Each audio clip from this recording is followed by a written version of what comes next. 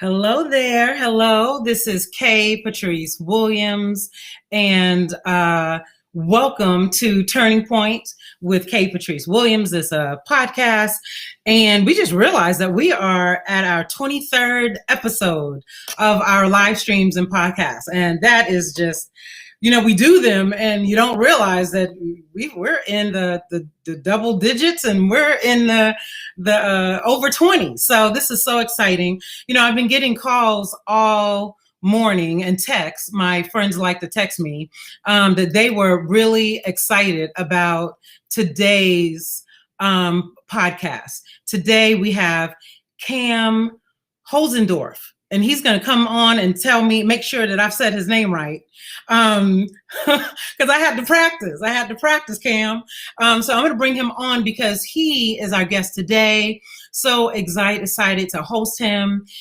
He is, the title of our show is A Vision of Local Advocacy, Fairfield Change. And I'm going to bring on Kam. With no further ado, Kam, I am bringing you forth. Hello. Hey, good morning. Oh my gosh, I'm excited to be here for your 23rd episode. And you did say my name right. I'm Kam with the K, with the K Patrice show. It's Kam Holzendorf right there. Holzendorf right there. Holzendorf. Yep. And it only took me a month and a half to say your name correctly. I have a problem. I have a lisp, and it takes me a minute to get pronunciations. It's okay. Correct. I have a pronunciation problem too. It's hard to say my R's at sometimes, and it comes through when I do speak. But I'm an English teacher still. I make it work, and people enjoy what we say. So let's go ahead and work what we got. Well, I tell you, I want to make sure that everyone that's watching knows that this isn't, if you're here, many people watch us live, other people watch us later. If you're with us live, you can interact with us in the chat.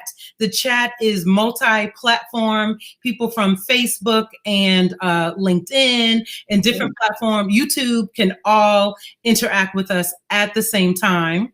And I want everyone to know that, I want you, Kam, to tell us a little bit about you. You came into my view because you were running for office. So yes. Tell us a little bit about you, what running for office, what prompted you to run for office, and what was campaigning like?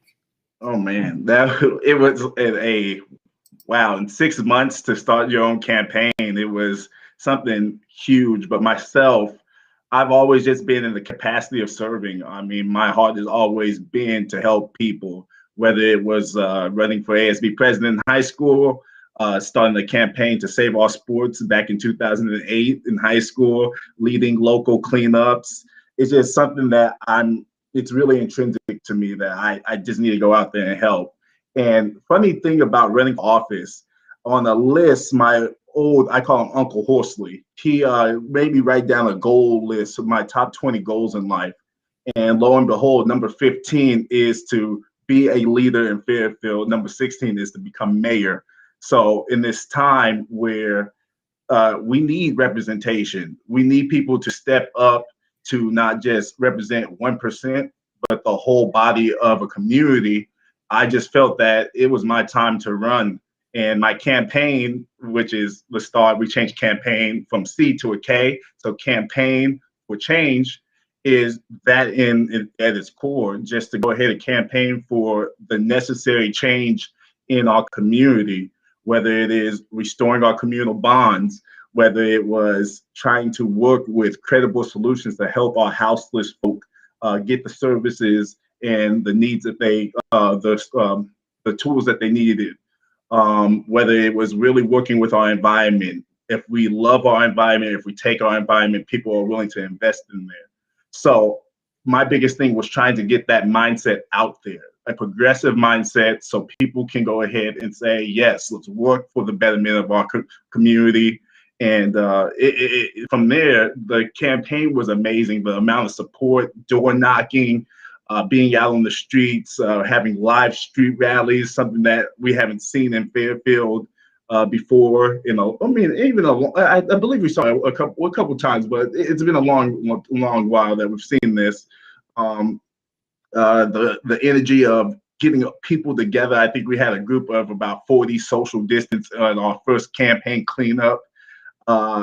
Getting people at a karaoke night. So going to Straw Hat Pizza, doing karaoke nights every Friday and Saturday, social distance as well. But just bringing our community together, just seeing how many people were so receptive to this movement of change and just wanting to help any way possible. I know that there's hope for our community and there's amazing community figures out there. It just takes the leadership and the people ready to do action leadership for it. So thank you. Hey, Isn't that kind of cool? On the screen. Shout out to Sarah Palmazino. Oh my God, yes. Yeah, and she says, hey, we have Empower Solano. That's welcome you. Lisa's welcoming you to the show. Yes. So you should see when you watch the replay, like when you talk about the community and touching the community, you literally light up and your eyes sparkle. I love it. This is my home. I mean, I teach at Fairfield High School. That's my alma mater. I went back. I remember going off to college, and I went to college in Indiana, Notre Dame, and I came back every summer. I came right back to Fairfield High School. This is my home. I love it. I only want to see the best for where I live in a city that gave so much to me. The kid that didn't have the speech impediment, the kid that was paralyzed his freshman year of high school, the kid that was almost expelled for getting jumped, protecting the Mardi Gras parade at high school. That you guys taught, educated me, pushed me to new limits. I have to give it back now. So I get so excited when it's about community.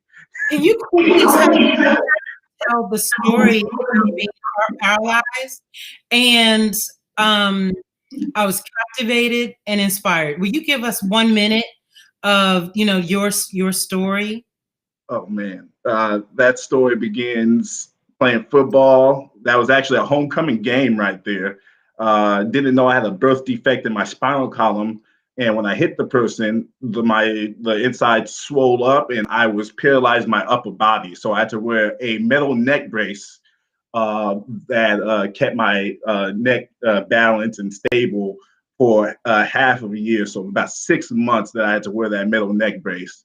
And the thing about being paralyzed, I couldn't move my arms, but people feel like you don't feel anything. But the sensations for me were extreme. You couldn't even touch my arm. If you had your arms above here, I would start screaming. It almost felt like I had a cloak of fire on me.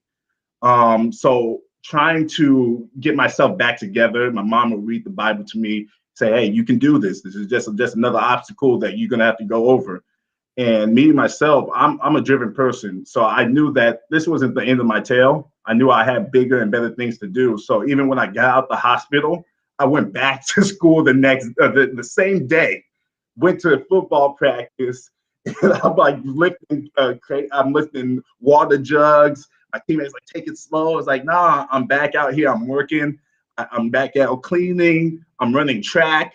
I made a song called Crank That Neck Brace, inspired of you, the Soulja Boy song. But I'm not a person that stays down too long. I'm always looking for the next thing. And that's kind of what that experience was like for me, kind of telling me to go ahead and move on. Wow.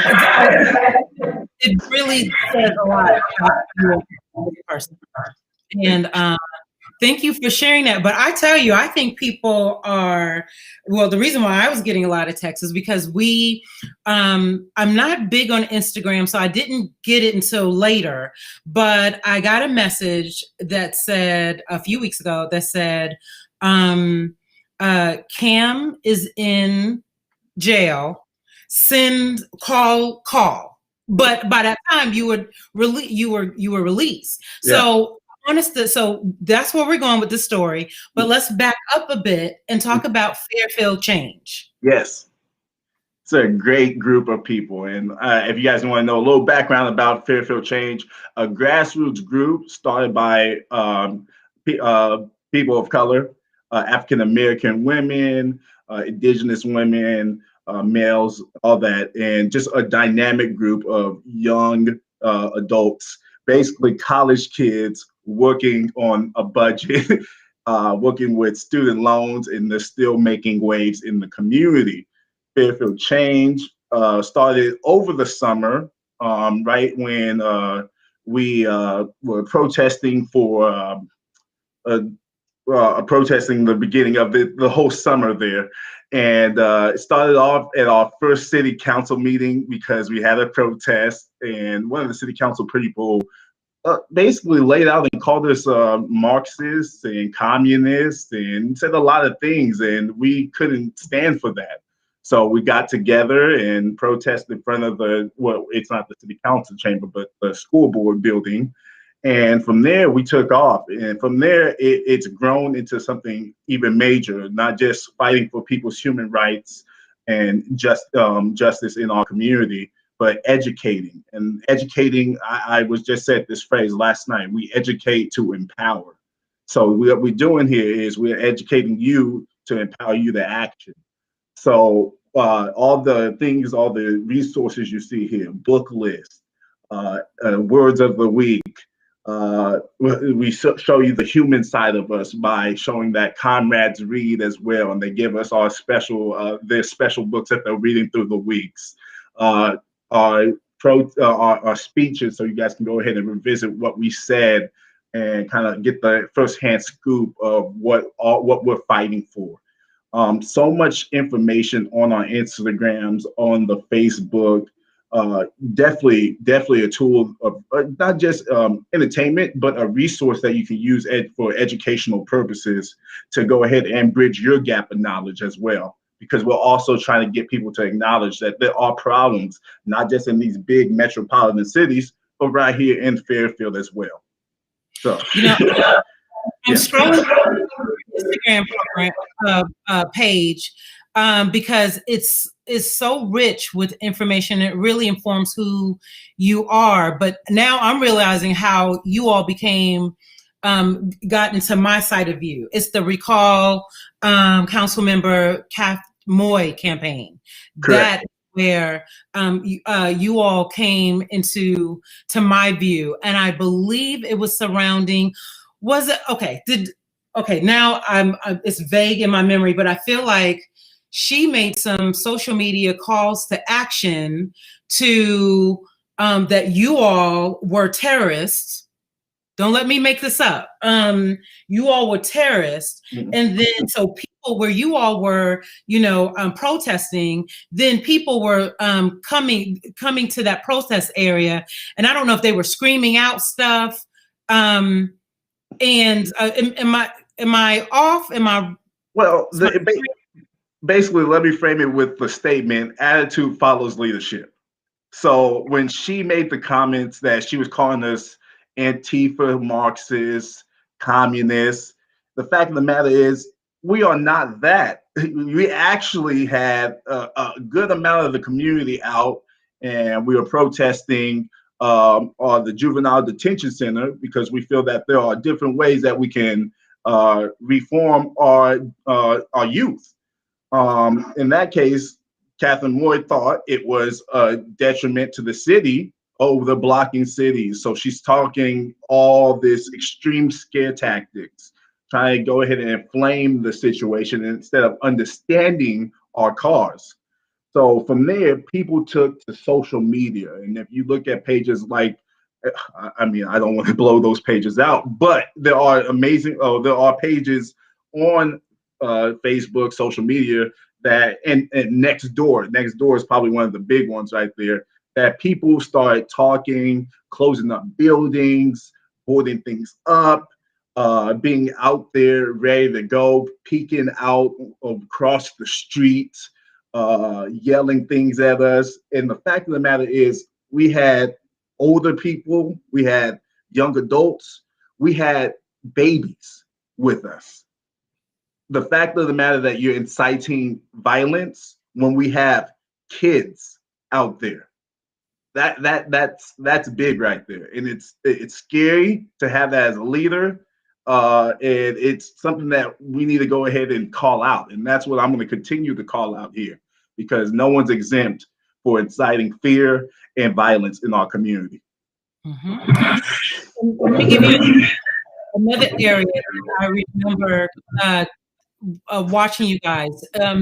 There was because here it says Fairfield budget hearing. I was watching and by the way, I live in Fairfield. I've lived in Fairfield for 5 years.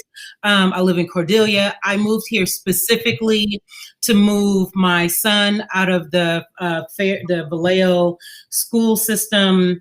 He was going to high school, and we wanted to give him a better education option. So we moved him here so he could be walking distance to to Rodriguez High School. Oh. And the amazing leadership that is here. And he just graduated. So anyway, so that's why I'm here in Fairfield. And but I have a connection to Vallejo. So anyway, I was watching the Fairfield budget hearing or conversations about it. You all were there, and I was watching it on YouTube because you all brought so much interest to paying attention to city council. Yes, that's what you do too. Right. And so I was watching, and you all were talking about the budget areas. Such smart and sharp thoughts and conversation surrounding the Fairfield budget hearing. And that's what you all do very well too. Public speaking, public comments. And I remember Mayor Harry Price saying, look, if you want to get involved in budgeting, ask your parents to let you learn how to manage the house budget before you come here. I mean, I'm saying it a little off, but I'm not that far off. No, you're right there on it. I was watching my YouTube, I'm in the bed watching YouTube and just startled. Like, golly. I mean, it's not the first time you said something like that. We're talking, and I'm sorry I got away from the house, the budget, but he also talked about when we went to publicly comment about the police citing houseless folk for sleeping downtown. He said, if you want to be a part of the solution, take them home with you. I'm like, no. Like, okay, well, okay, that seems like a lot of out of touch right there. It's a lot of out of touch. It's a lot that says there is no value in our unsheltered and trying to work through and fix it. When he said that and I'm like, does he know this is on YouTube? And like, we are watching ain't no shame in that game. It's a system. Price. What are you doing? And I'm nothing. I love Harry Price. He's done an amazing job. But again, being out of touch of your community as a leader, that's something that we can't afford to have anymore. So we need people that are really, really engaged with your community, willing to sit down or go to a event and not look stiff a protest and not look stiff. Go across the aisle. Don't just sit in your nice desk with your name plaque and kind of just collect dust at that point. It was yeah. So now let's fast forward. I feel like we did a great debriefing of who you are and Fairfield Change and the different areas that they have touched. We've pointed people to the Instagram page for Fairfield Change. Please go visit it. It is a robust, educational body of work that really shows how to engage the community, how to engage our younger community. I don't think you all can even be found on Facebook. You are an Instagram driven. That's your platform. Instagram.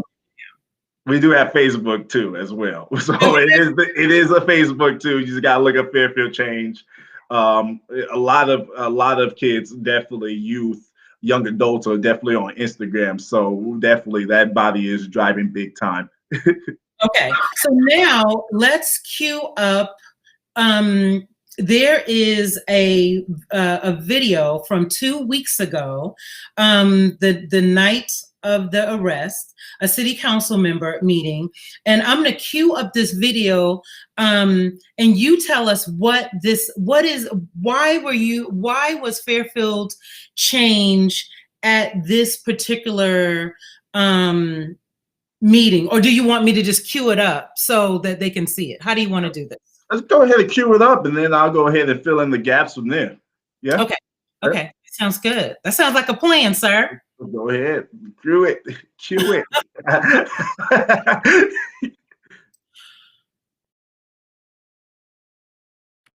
Hello, Council. My name is Maria Rico Osornio.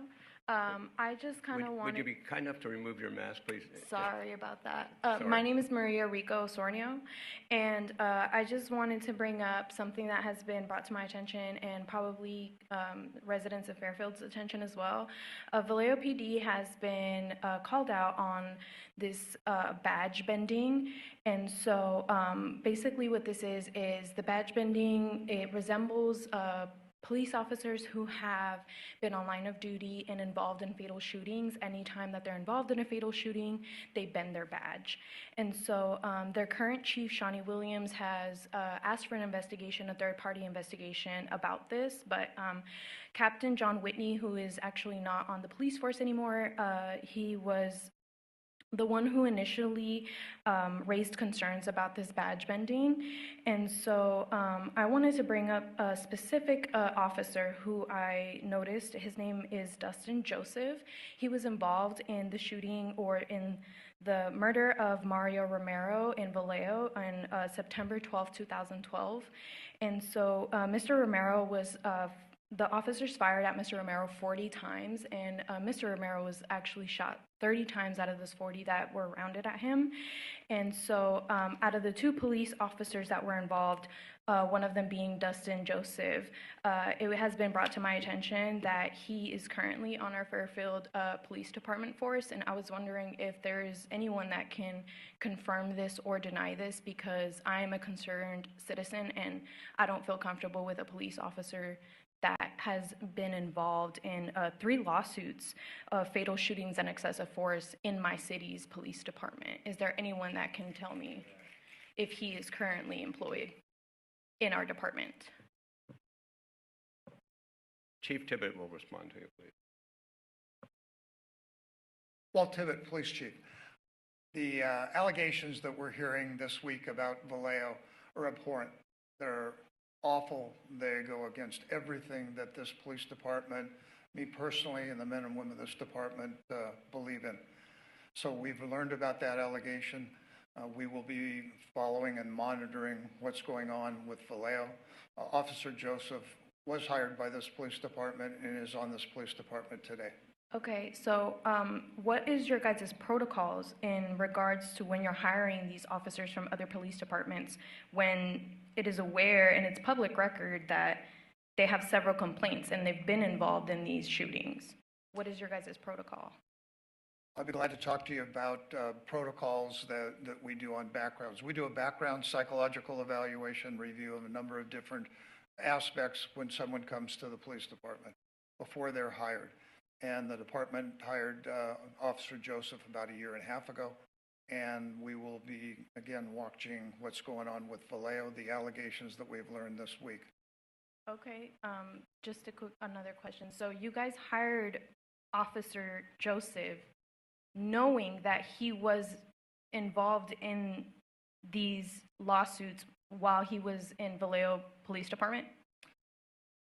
There are allegations that are being brought in this past week. We will be following up and monitoring those allegations as this goes forward. Correct, but my question is in specific to the... So, first of all, there's so much about this, what we just saw that I love. I love how it's public comments. Yes. We can go to governing boards and make public comments about areas and issues that we have concern with. Yes. And and different, depending on the governing board, it's depending on how much time you have to speak.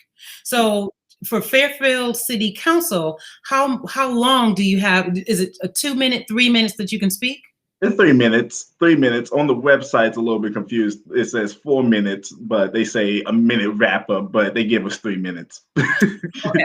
So the other thing that I love is this, this is it Maria that was speaking in this? Yeah.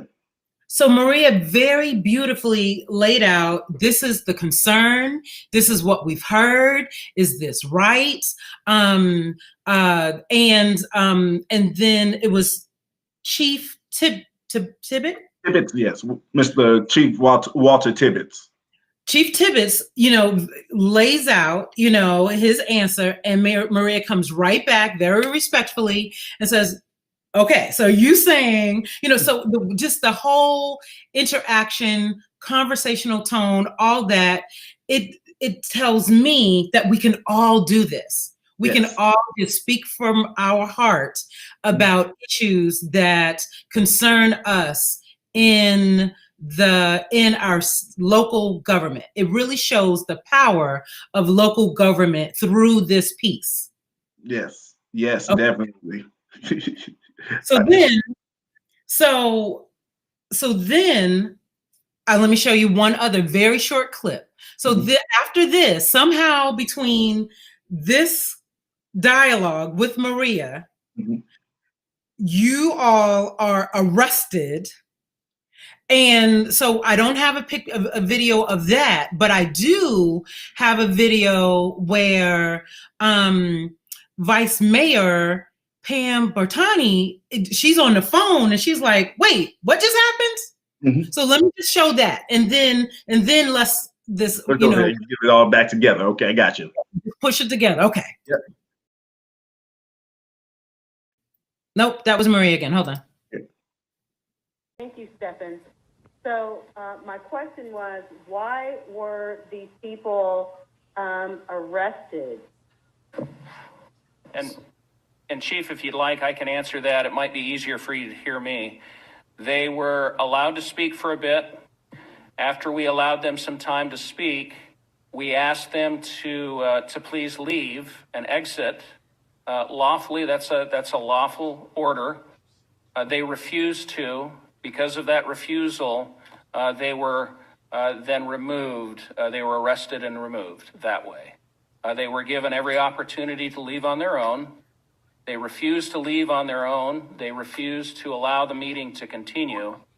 And so with that, the direction was given by me to the police chief to go ahead and remove them by arresting them. So I can certainly give an accounting to the council at some point in the future on that, but that was the direction that I gave our police chief. Okay. Well, I think it is very unfortunate that these folks were arrested, and I think it's a bad look. And that's what I have to say, and I'm going to mute my phone right now. Man. So I will tell you that I have a law degree. I'm not a lawyer. I have a law degree. And when I was looking at it, I was like, City of Fairfield is about to get sued. Yeah. So, well, let me go ahead and it's a lot there. And I was about to go ahead and let you know before that, those comments made by Maria, and Maria hit it on the head, whereas I was about to go ahead. They were made a little bit before that, about 3 months before that. Okay. So this fight about bringing this conversation about Dustin Joseph to the city council has been happening for 3 months. So this has been a constant greed up, like either it is Dustin Joseph and him still being on the force, or we bring issues about the houseless situation. And city council has been dodging, blocking emails, not getting back to people. They instead will go on walks with random people on beaver walks to go ahead and check out other nature features.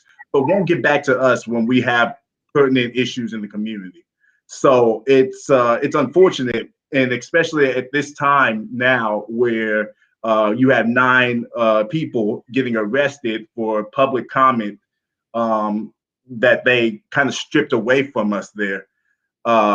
It's horrible. It's a bad look, as the vice mayor said. It's a horrible bad look. So, okay, I misunderstood it. I thought that you all were speaking that day, but we have Mari, and Mari is live, and she says, "Oh, clarification." That okay. So she's explaining what you did. And hey, Mari. Yep, so she there said, you go. Clarification, just like you said, that Maria made that public comment on August 6th, so 3 months before our arrest. Got it. And on November 17th, when we were arrested, nobody had made public comment. Got it. Okay. Thank you for that clarification for both of you guys. I'm starting to get the picture now. So so you all came in. Okay, now I'm remembering. So you all came in to make a public comment. I believe it was Maria that I saw her something where she was speaking on, and she says, "Look, we didn't even get to make a public comment because the comment timeline had changed." They changed the schedule of the agenda, but they put public comment at the end of the meeting. That the day that we got arrested, they put the public comment at the end of the meeting, but they also made a change during the meeting, which is not allowed. They allowed the police chief to speak at the time public comment was supposed to be about the situation that we were going to talk about. So in that case, yeah. Okay. So, and I know that, you were telling me, but there's so much that you can say. So you back me up whatever you can't say. Got you.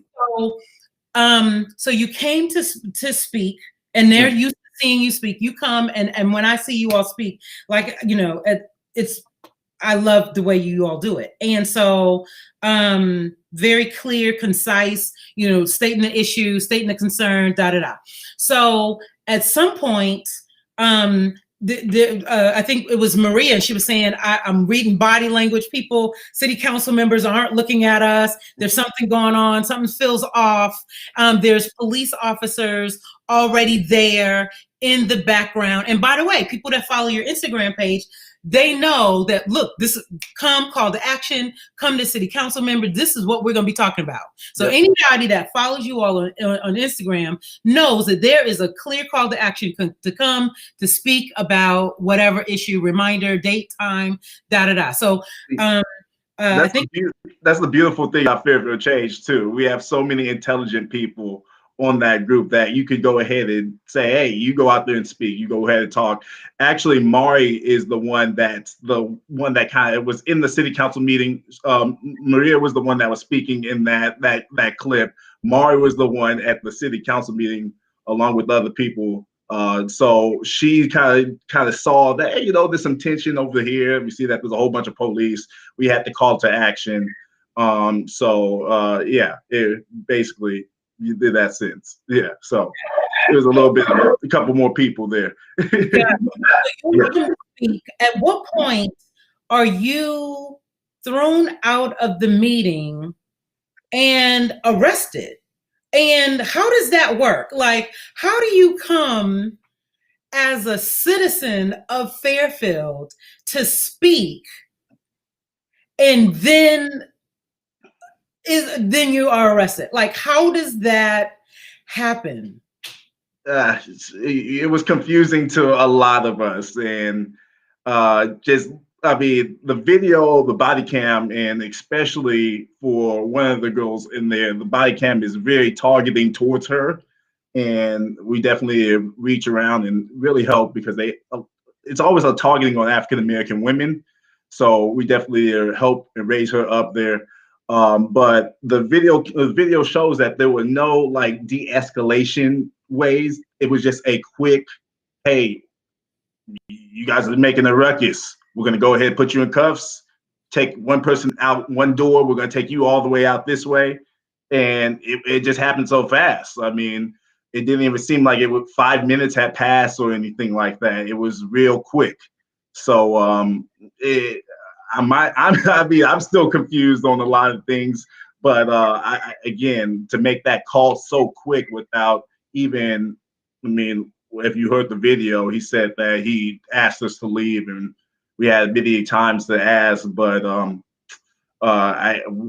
if for me presently, I did not. I mean, we had a microphone. They had a microphone. I didn't hear any of that. So yeah, you can go ahead and draw the lines from there. Well, you don't have to. I will tell you that it seemed premeditated. It seemed like the police knew you were coming and was ready to arrest you. Mm-hmm. That house was packed with blue suits. So you don't have to draw any lines. I'm gonna draw it. So y'all don't like it? Check me, boo. I'm saying it. That's what it looks like. You know, of everything that I read, and then all the police officers that were there and fast. You know, I was reading where like very quickly, like there was like usually it's 4 minutes for police officers to arrive, and it was a bunch there, and it was a bunch arrived in 2 minutes. Quick and fast. It was after they took the one girl to the back, the two first ones, and they, for some reason, they again targeting her. They called her, the police chief in the last meeting called her the de facto leader, and just because she, as Tiffany said, spoke in an elevated tone or brought some passion, they felt like they needed to tear her out first.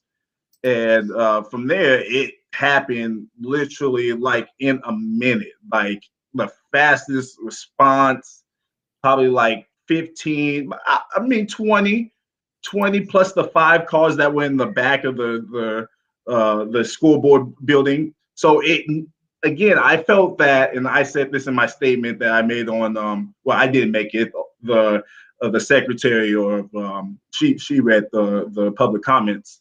But I said that it was more of a power flex, something to just show that, hey, we have the means to shut down anything that we don't want to hear or want to be a part of. That's kind of what I got from it when they made it so quick. Yeah. I mean, 0 to 100. Yeah. So I just want to jump back on the chat and make sure we're not. I've been posting. Yeah. I can tell you can see them. Oh, yeah. Dr. Lily Pulaski. Hey, Lily. In LinkedIn, she's talking about the Brown Act and our sunshine laws do not allow the council to change the agenda at the time of the meeting. Sue them. Also, I would say there's got to be rules of governance surrounding, what happens during a city council member meeting, and there's got to be rules around that. It's just, mentally, the legal part of me says, I want to look all the stuff up, and then I was, nope, I can't. That's a whole job, but you are sharp. I know you are on it. I mean, it's just rules, but those rules also been inundated as well. I think there just needs to be, bridging the gap from public officials to community. That communication, that open knowledge of seeing what's going on isn't there. It's all shrouded. So it needs to time stuff. You need a leader that values communication, values getting the message out of there, values being a team player, values bringing people together so they can feel comfortable with allowing you to lead them. So I think the way the leadership is stacked up now, they really think that, hey, we're these figures on these thrones. And when I see a leader, I think of a leader as the gatekeeper. You're supposed to protect the people from any nonsense coming in. Don't let it come in, and you don't want your people to go out. You don't want them to leave. So you need your head to keep them happy and attend to them and work with them and listen. But I don't think that's the case here anymore. Right. Do you guys, does Fairfield Change ever ask for meetings with the mayor and the city council members? And the reason why I asked, because I feel like I read something that said that you all email them and you don't feel like they're read. But is there any communication that happens before city council members meetings? Because in my opinion, it feels like during city council members, that's like that last thing, like you're not listening, you're not meeting with us, there's no communication or interaction. So therefore now we need to now we're at a city council meeting because you're just not listening at all. So is there anything in the middle where you're meeting with city council members and the mayor? No, I mean, there's been some select times that we've spoke with probably like Pam, myself. I've spoke with Pam. But in the end, it hasn't really been any reach out from the leadership at all, and not even just select people, not the group of Fairfield Change either, that they want to go ahead and sit down, conversate. Even I believe the Vice Mayor Pam Bottani tried to orchestrate a conversation between the police chief and Fairfield Change and a couple other people, and she only was selective on the people that she wanted to call. So, I mean, again, you didn't call the whole body. She kind of just did what she wanted to do. Again, it's just no person, probably, I'm giving my props to Vice Mayor Pam Bottani. She's the only one on that board that's willing to take a stand and actually talk and try to reach across that aisle to help us understand things and help us, the community. But everybody else is kind of just sitting there, just like, we're not going to say anything. We're just going to protect ourselves and protect our police and people that protect us or keep us safe. So, that's how I feel about all that. Well, I think you are, Fairfield Change, all of the leaders, everyone that is involved. Mm-hmm. I think you are making a difference. You're bringing visibility to issues that are important in Fairfield. The work that you've done with the unsheltered is amazing. Thank you. And what you're doing in what did you call it? Community education? Yeah, community empowerment. Community empowerment is second to none. Yes. You are making a difference. Thank you. And to further that, there just needs to be a continuous, Sarah was, I don't know if she's still with us. She's, we're both passionate about voter registration. Yes. And, in general, not just, Democratic or Republican, just that bipartisan engagement, you have a voice, but using your voice through being registered to vote, paying attention to issues, and identifying candidates that have the values that you share. And current elected officials, identifying them and talking to them about the issues that you value and making sure that you have many people registered to vote and ready to be activated at all time, every election. Exactly. And that's why, I've actually it's not me breaking away from Fairfield Change, but it's myself taking myself into a new direction, because I'm looking for me running as an elected official for the next election. I'm looking to run again in 2022 for mayor. So I want to go ahead and start engaging the youth right now to go ahead and get registered to vote. I know we just passed our proposition that they can actually register. They can register at 16. They can vote at 17 if they're going to turn 18 in that election cycle. So really getting to the youth right now, getting them excited, engaged. I don't know how many of my high school students came up to me yesterday. It's like, I watched the city council meeting. I am so ready to make a change in my community. It works. It works. If you have some people that are energetic and excited about a passion a movement, a goal, people will follow. People will go ahead and educate themselves and my bad. Yeah, sorry. Did not. Oh my information was wrong there. But either way, I thought it did pass. Huh? My bad. That's horrible. Sorry about that. No, that's horrible. But either way, they can. Yeah, it's horrible that it didn't pass, but they can register at 16 either way, and then they can go ahead and vote. Either way, getting that knowledge in there, knowledge to know how to vote and get them ready, activated, so when they're ready in that time, they can go ahead and do that. And also during this time, as long as we're giving them the education, we're letting them know how they can be involved, whether it goes to the city council meeting, go attend the school board meeting, go invest in your community with community service or community outreach. These kids, the next generation, is going to be an amazing, galvanizing generation. They're going to bring that change. And I'm excited for it. So excited. I'm excited too. I have an 18-year-old at home, and he's so much smarter than me. Like, so much smarter than me 3 years ago. Like, and the thing is, he's not even unusual. Like, I talk to our young people all the time. You all are just, you're amazing. You're just off the chain. And also, I'll say this about voting, pitch to voting. It's the great equalizer. It doesn't matter your age, long as your voting age. It doesn't matter your race, your job, your income level. You can vote. In fact, you can even vote if you are unsheltered. You just have to write. There's a special way you have to write it. For example, if you live you live in your car on a corner of this street and this street, you could say, I'm in a car between this street and this street, but this is where I receive my mail.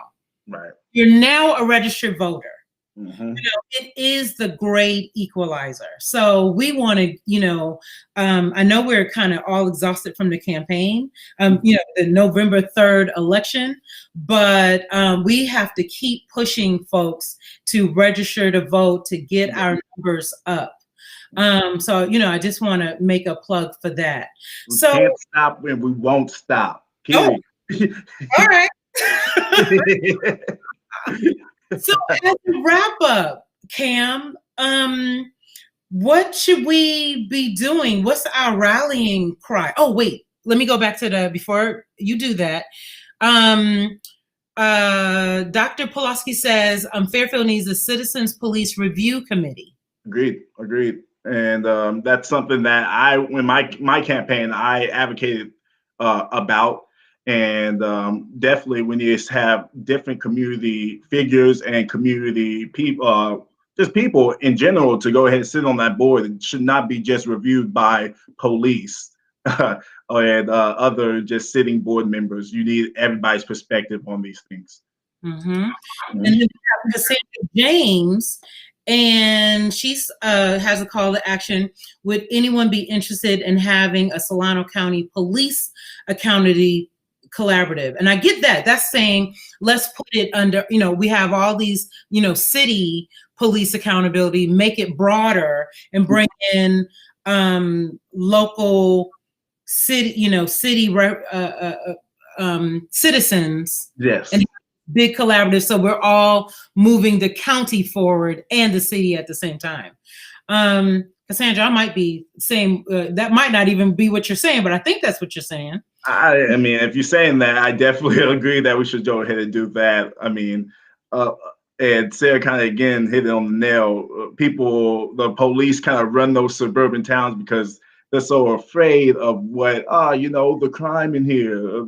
It's so wild, it's ravenous, but they're so attached to the safety. But if the community actually invested in the community, safe parks, clean roads, knowing each other as community members, these things, we wouldn't really need these things because we could go ahead and take care of one another. But right now we've lost our humanity in our communities. So more of our communities are just basically hotel space at this point. Lay your head down and let's go to Vacaville. Let's go to Sacramento. Let's go to San Francisco. And who cares about what happens to this city? It's disgusting. Got it. Yes, that's what you're just talking about surrounding the county-wide umbrella collaboration. But what's the call to action? Cassandra, are you leading it? Should we all contact you? Yeah. What do we do? What's the next step? Because I think we all think that's a brilliant idea. Yep. So we're going to give you time to type and tell us what do you want to do? Oh, she says email me. Okay, might need to go ahead and drop that email. Drop email right here, ma'am, Cassandra James. Okay, so let me go back to her original comment. Okay, Cassandra. We own it. I like it. I love the idea, and this is the power of people coming together. These ideas, and then we act on them. Act on them. Mm-hmm. So we're talking about a Solano County Police Accountability Collaborative, and Cassandra James is our coordinator, and she says, email me. I'm putting it together. About that action. She's about that action. Let's go. Yes. Yes. And I think it's time. A lot of people keep on saying, let's think these big ideas, dream big dreams. The one thing that we forget in history, we teach Martin Luther King's I Have a Dream speech, to have that dream, have that goal, and just go ahead and dream it. But the thing is, we didn't get to hear that next speech. Martin Luther King's next speech was about getting the bag, going out and making that happen. And we need to go ahead and teach that we need to go ahead and be about that action. There's no more times to just think about these ideas. We need to go ahead and actually go out and do them, and see if it works. And if it doesn't, we learn from the experience and make it better. It's no more time for sitting on the bench. It's only players and action at this point. Mm-hmm. Oh my. Okay, you got me fired up. Okay. Cassandra, add me to the list, ma'am. I'm on it too. I'm definitely with you. Oh my goodness. I love it. Okay, I'm so fired up. And I feel like I can go forever, but we're at the top of the hour again. Yes. Oh man, jeez. Fiery conversation. I loved it. I would love to do it again. And I'm going to go ahead and push this out to Fairfield Change. I do want to go ahead and thank them for their countless hard work that they put in the community. Again, I work with Fairfield Change. I work with Youth for Visions. I work with Voices of VV and now Solano Unity Network. I work with all these groups because they fight for the right, the reasons, the community, the houseless, the people that don't have a voice. They are speaking the loudest, and I want to be on that side. So let me go ahead and use my voice and go ahead and be out there with them to go ahead and speak truth right there. If you have a contact, put it in a private chat, and what I'll do is put it on a feed before it goes live, even if that's your social media handles, however you want people to reach you. Okay. You put it there, and okay, I see. You put it there, and I will copy it so that people can follow you. There we go. We'll go ahead like that. And if you guys need the email too, I can go ahead and share that too. I don't mind. And we can go ahead and collaborate as well. I am also just got done adopting a road as well. So I'm going to be doing cleanup around there. Yes. For the cleanup? For the cleanups. So I do. Yes, look at that. We need more people to adopt. My next call to action is to bring this idea up to the school board and try to engage them to go ahead and adopt the street. Really try to get to the youth again, because they can use this as community service, social distance rules can apply when you clean up, and these are skills that they can use later on in life. So I'm that's my next thing that I'm really working on here with the campaign for change. So yeah, I'm all about that. Campaign for change with the K. Yeah. Well, I just want to take a moment to thank you for being in our community. Thank you for, running such a great community-based, community-anchored campaign. Thank you for running a campaign that inspires, that pulls us all in. And I'm excited to know you. Know that I'm a community partner, and you all should call me if you need me. Oh, definitely. And I'm passing the information on, and hopefully we can get more of the Fairfield Change folk on here as well. So next time you can have that full conversation with them, because I know for a fact they would love to be on here. Just a quick comment from a couple of them on the chat, but I know they have busy lives during this time. This is my prep period. So I was like, I have to come out here, especially for K. Patrice. Come on now. You only get one in a lifetime on this. Wouldn't say all that. See, you went too far, but I'm excited. I'm excited. It means a lot that you guys have followed Fairfield Change, followed my campaign. And I appreciate y'all for just, educating yourself and acknowledging that, we are on the right side. We're all on the same team. Now it's time for us to raise each other up and walk together for the best change and get to better days here in Fairfield, in our community. That is okay. So last few comments, because I know people love them. Okay, so they see your contact information. Elise Cheek is powerful. She is. Do you know her? I don't think so. I would definitely love to meet her too. Meet her. She is the chairwoman, the president of the Solano County Black Chamber of Commerce. Mm-hmm. She is a trustee of, don't let me say it wrong, SCO. Oh.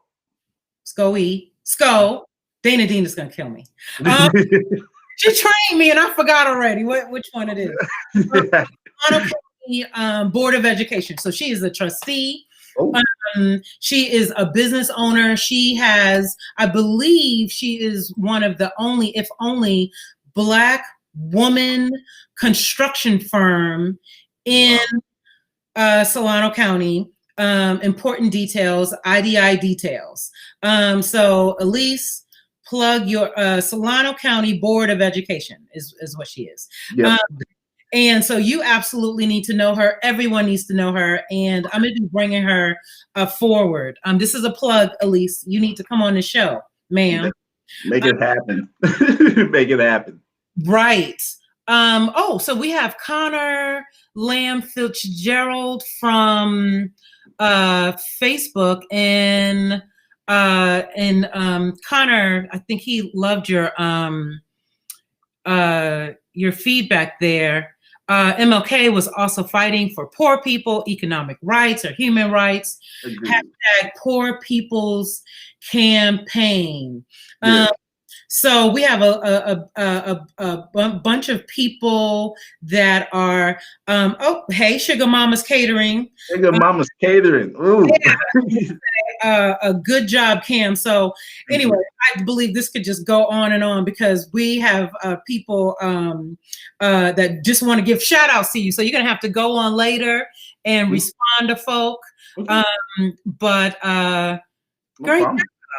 No problem. Thank you. Thank you. I mean, anybody, please reach out to me. I definitely love to put myself in middle of projects.